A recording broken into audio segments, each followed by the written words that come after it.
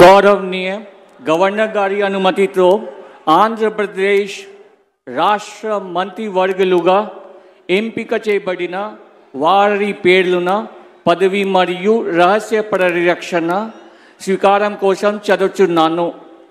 గౌరవనీయ గవర్నర్ గారిని ఆంధ్రప్రదేశ్ రాష్ట్ర మంత్రివర్యులుగా ఎంపికైన వారిచే పదవి మరియు రహస్య పరిరక్షణ ప్రమాణ స్వీకారం చేయించవలసిందిగా విజ్ఞప్తి చేస్తున్నాను.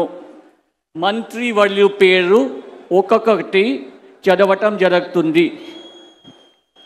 గౌరవనీయులు కొనిదెల పవన్ కళ్యాణ్ గారు,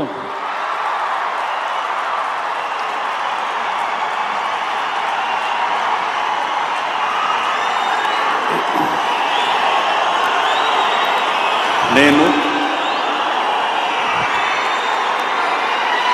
కొనిదెల పవన్ కళ్యాణ్ అనే నేను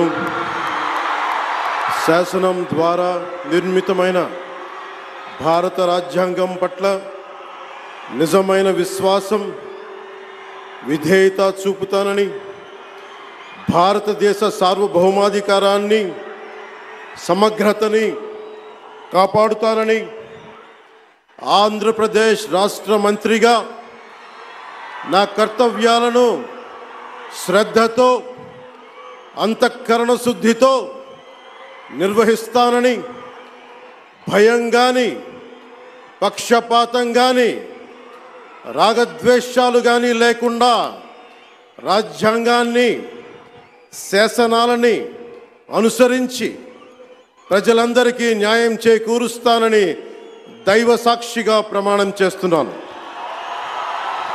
నేను కొనిదెల పవన్ కళ్యాణ్ అనే నేను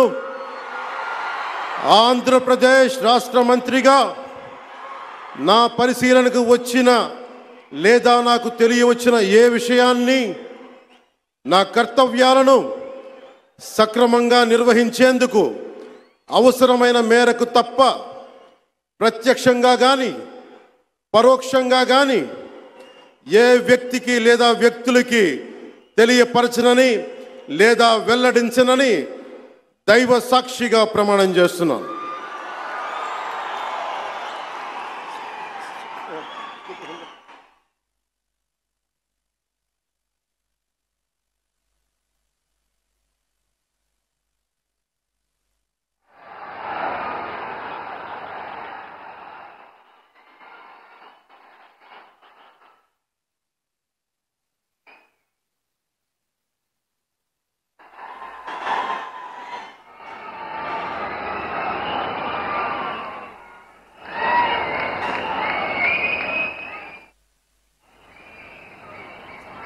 ముందుండేటువంటి వ్యక్తిగా చంద్రబాబు నాయుడు గారు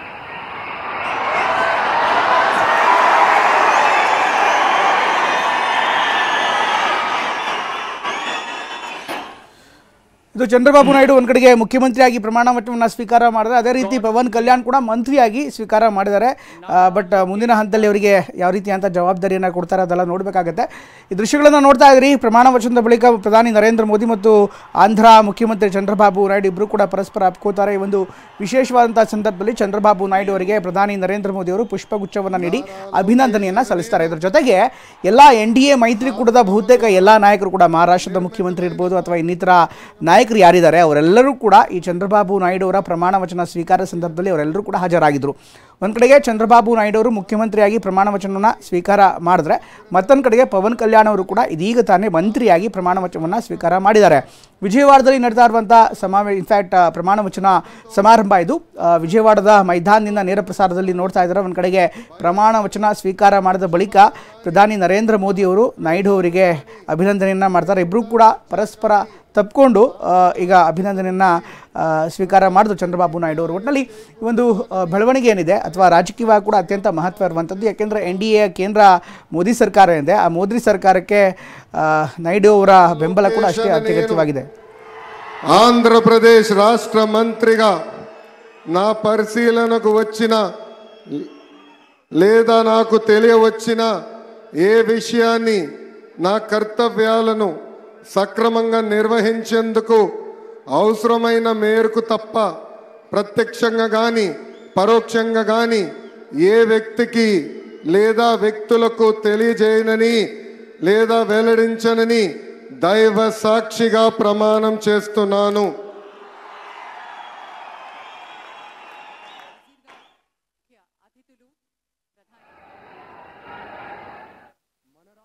కూడా దూరదృష్టి